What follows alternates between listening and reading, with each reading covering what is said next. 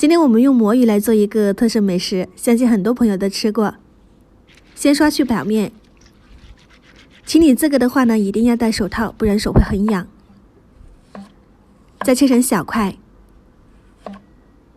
中间芽不要切，留着放土里的话呢，可以再次生长。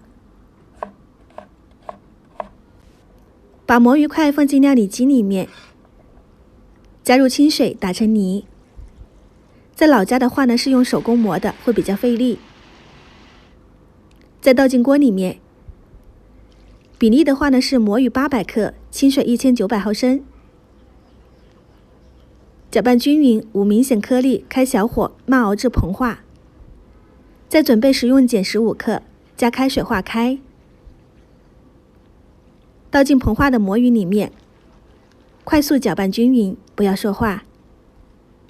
接着用锅铲抹平，关火，盖上盖子，焖15分钟定型。定型后，在里面加入清水，用锅铲沿边脱锅，用刀切成小块。这样一款手工魔芋豆腐就做好啦。不知道北方有没有，南方应该是很常见的。买不到魔芋的朋友，可以在网上买魔芋粉，会更加的简单。定型后的魔芋豆腐一定要煮3遍以上，每煮1遍都过1次冷水。现在我们用它来做一个更好吃的，也是比较火爆的一款小吃。煮好的魔芋切成小块，越薄越好。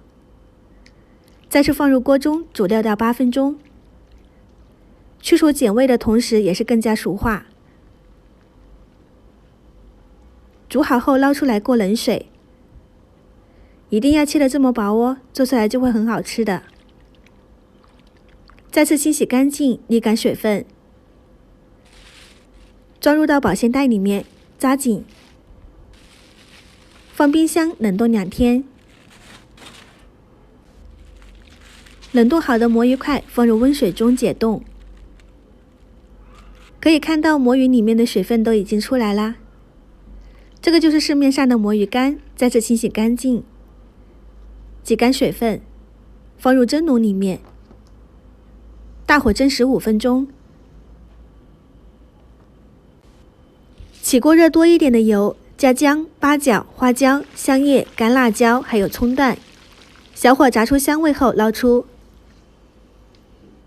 加入小半碗的姜丝、辣椒粉，立马转小火，搅拌均匀，加入蒸好的魔芋干，翻炒均匀，加入盐、生抽、老抽，还有麻辣鲜，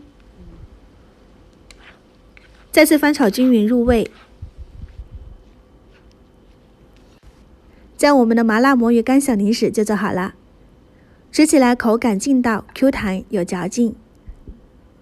出锅后稍微放冷。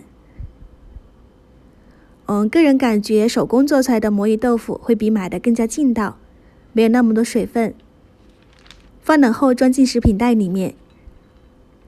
这一次我做的比较多，家里的机器呢也比较多，没有的话呢可以直接密封就可以啦。想吃的话呢就收藏起来试一下吧。